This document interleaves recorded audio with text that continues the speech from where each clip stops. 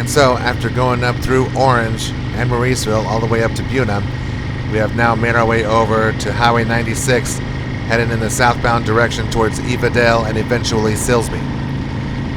This ride has been absolutely beautiful all the way through the Piney Woods. And now as we head back towards the Golden Triangle, this beautiful ride is still a joy to behold. So kick back and relax as we continue. Again, the temperature around this time is around 80 or 79 degrees. Not much breeze and a little bit of clouds with a little bit of sun.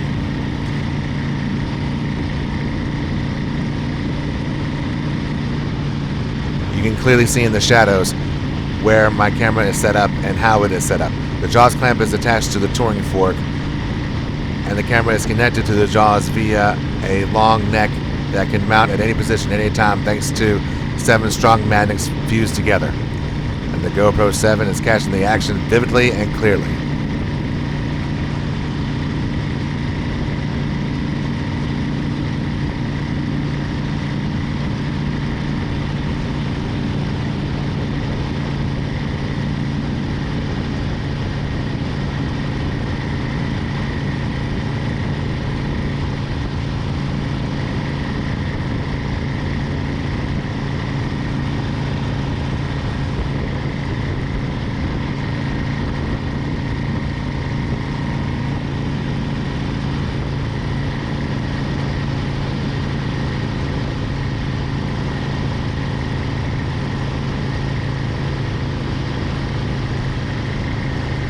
Before we can get to the town of Silsbee, we will first have to pass through the town of Evadale. Here is what the Texas State Historical Association has on Evadale, Texas. Evadale is at the junction of U.S. Highway 96 and Farm Roads 105, 1131, and 2246, 25 miles northeast of Beaumont in southwestern Jasper County. During the 1830s and 40s, the site was called Richardson's Bluff, for early settler Benjamin Richardson, who operated a ferry on the Neches River and who also served as postmaster in 1839. Town lots for the area were listed in county tax rolls as early as 1859. After Richardson's death in 1849, the land was sold to John A., Philip U., and Charles T. Ford. At this time, the site was often referred to as Ford's Bluff. Hoping to establish a sawmill, Philip Ford went to New Orleans to buy machinery, but contracted yellow fever there and died shortly after returning to Jasper County.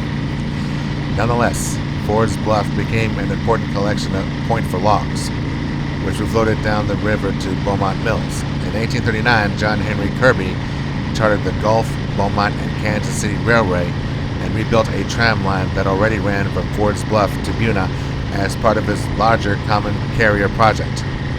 Kirby renamed the site for Miss Eva Dale, a teacher at Jasper's Southeast Texas Male and Female College, and constructed a mill there by 1904, when the post office was established.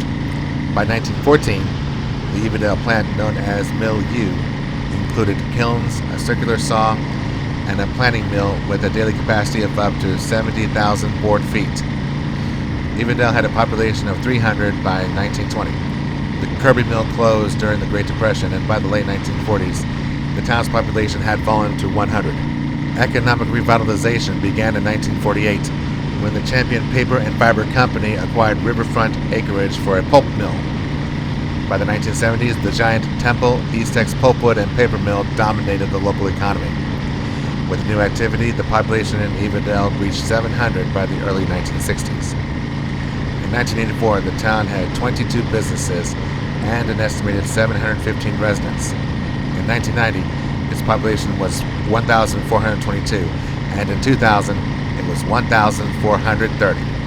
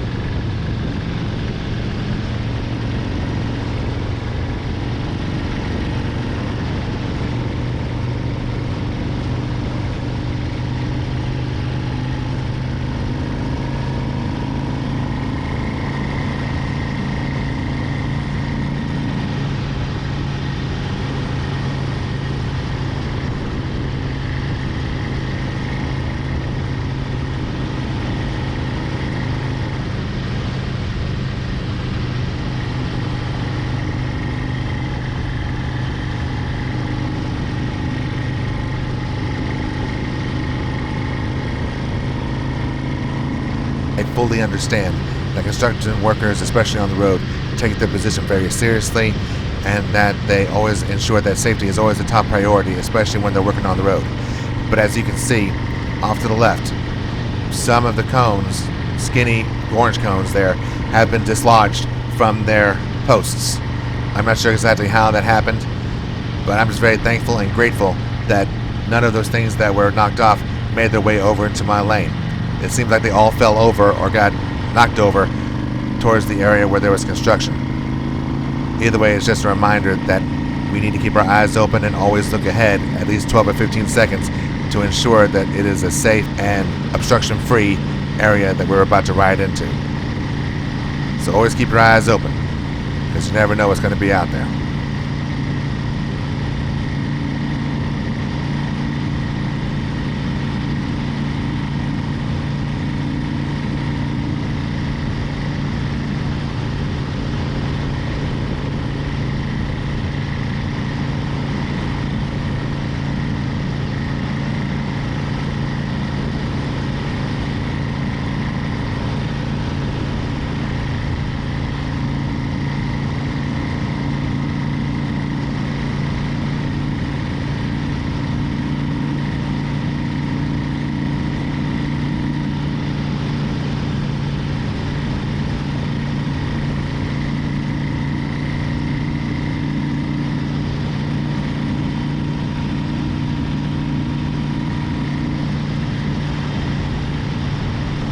As we continue down US 96 South, we will be passing by the town of Silsbee, Texas.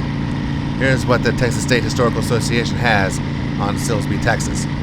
Silsbee is at the junction of US Highway 96, State Highway 327, and Farm Roads 92 and 418, 20 miles north of Beaumont in eastern Hardin County. Its origins can be traced to the Gulf, Beaumont, and Kansas City Railway, which reached the site in 1894. A project of John Henry Kirby, the railroad was intended to open East Texas forest lands to the timber industry. The Texas Pine Land Association, also managed by Kirby, established a logging camp and then a sawmill at the site of Silsbee after the railroad had completed.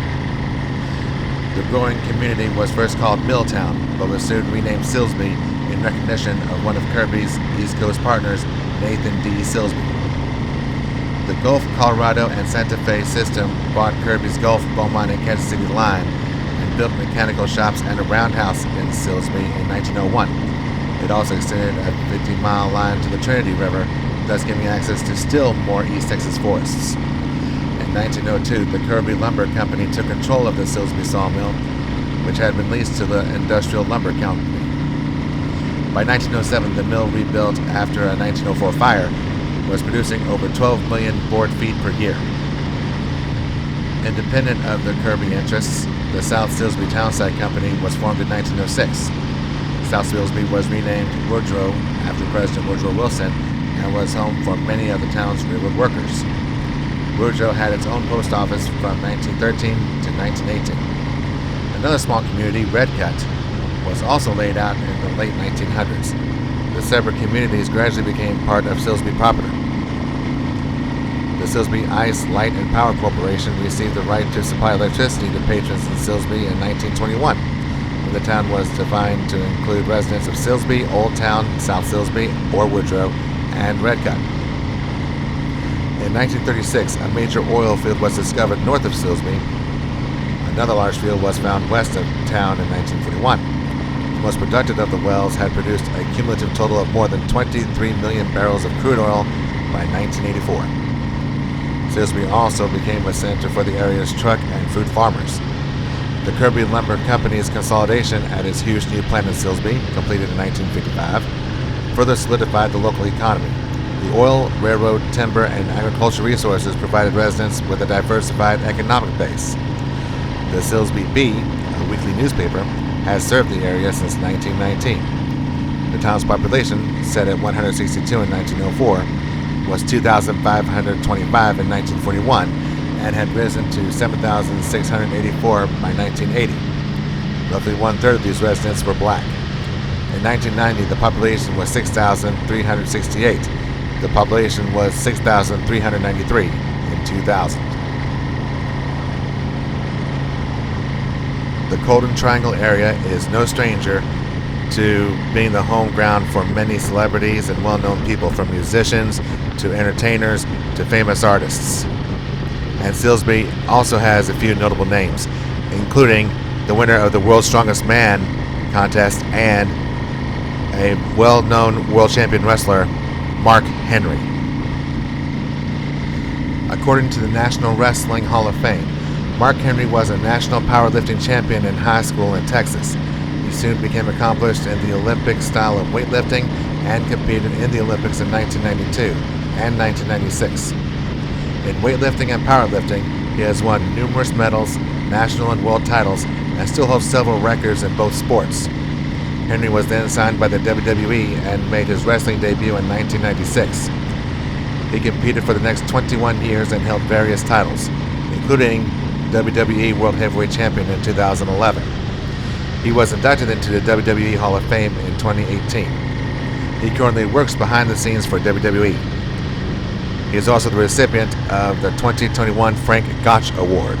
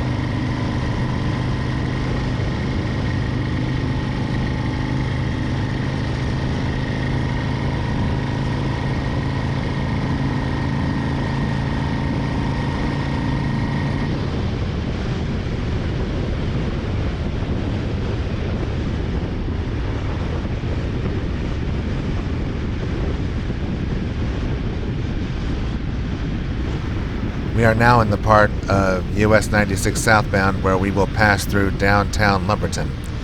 There will be a little bit of stop and go as we go through this small town.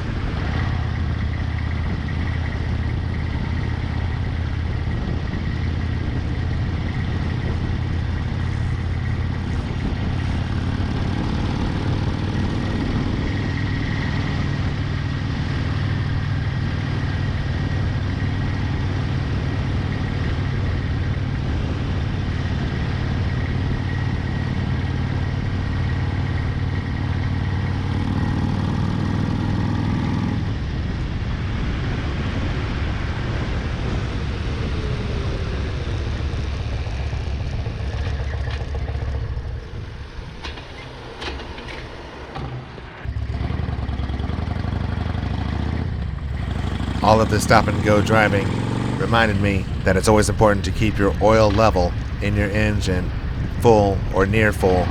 That way it can better cool the engine, especially through the stop-and-go. You use up a lot of gas and you generate a lot of heat with every time you stop and go, especially with an air-cooled old-school engine like mine. Another way to assist in keeping your engine cooler when you're stopping and going like this is your tire pressure. If both of your tires are properly inflated, the engine will not have to work anywhere near as hard to keep up to speed. So always ensure your tires are properly inflated, at least to 36 psi, although some go as high as 40 psi even when it's cold. And it's always best to compress your tires when they are cold before you even ride.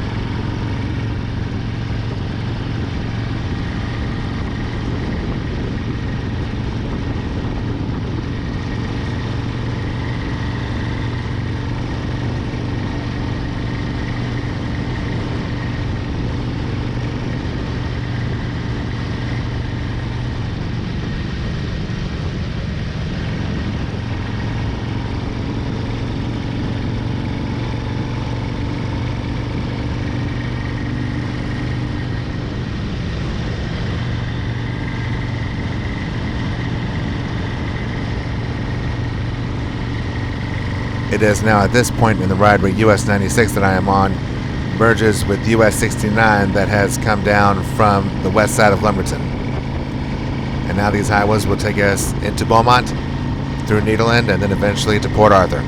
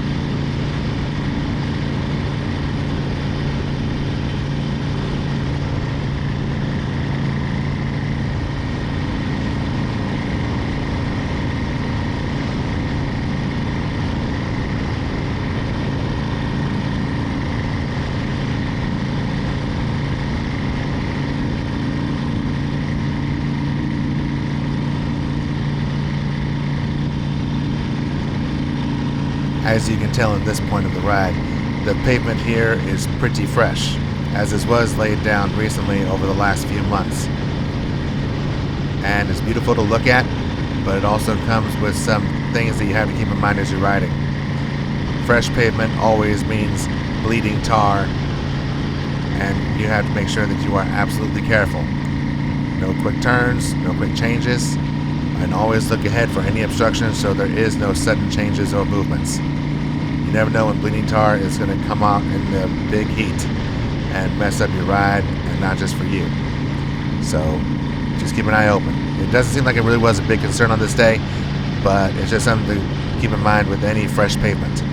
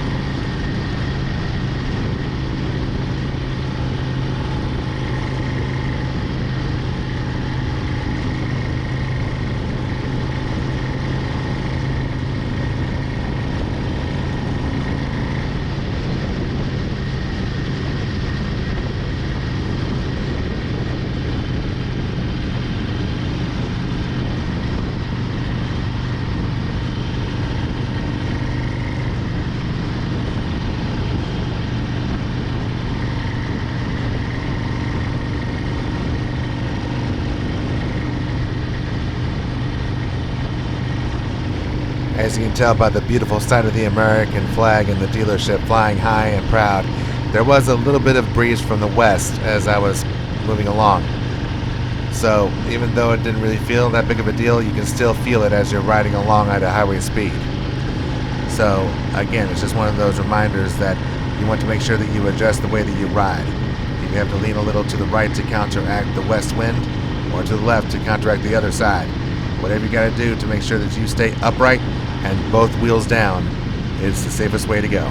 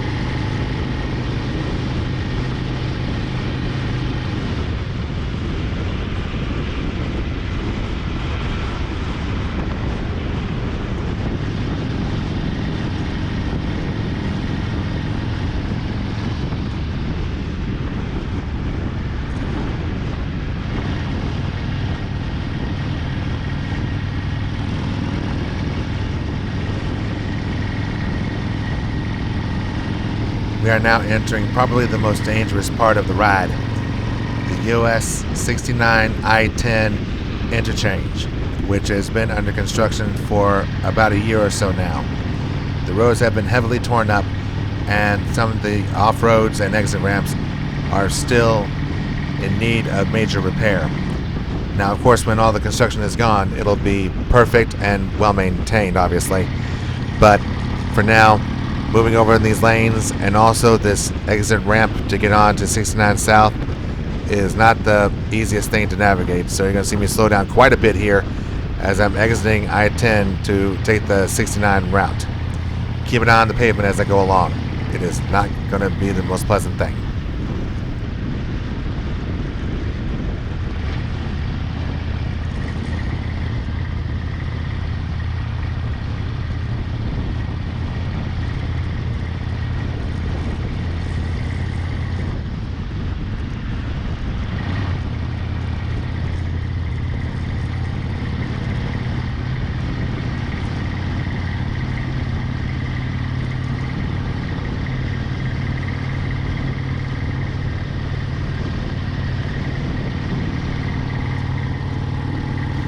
Okay, it may have looked smooth and okay right now, but at this time last year, there were several potholes on that exit ramp. So what you may have seen now does not reflect what I have seen in the past. And I run these roads practically every week or every weekend, give or take the situation that I have in my life. In other words, keep your eyes open. Situations changed, but new situations only means unexpected surprises if you don't look ahead and take the proper precautions.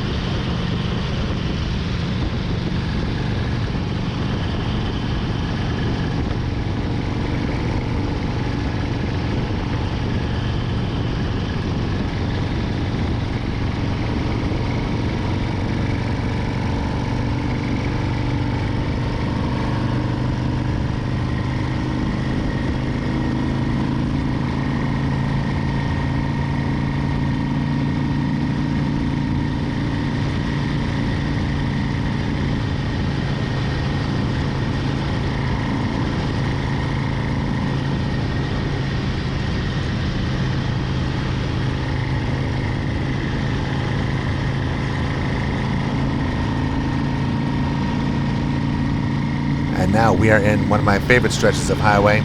US 69 between South Beaumont and Port Arthur is practically a straight shot. And as long as there's no construction obstruction at the 7369 interchange, it's a smooth ride.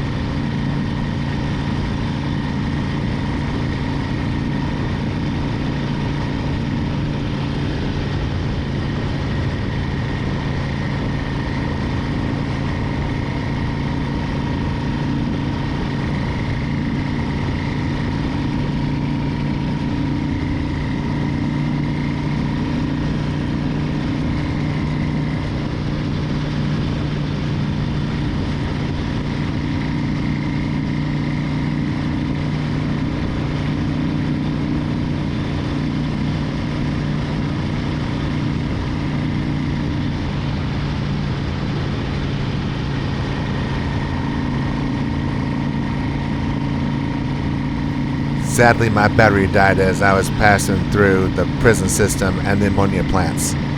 So I wasn't able to make it to the 7369 interchange with this battery charge. Either way, I truly hope that you have enjoyed this ride and the previous ride video through Orange and Beaumont. It was a very beautiful ride on a very beautiful day where it felt like springtime in the middle of February. What a beautiful day it was. But for now, this is SFAPowerhouse signing off and wishing everyone well. God bless you, take care, and as always, enjoy the ride.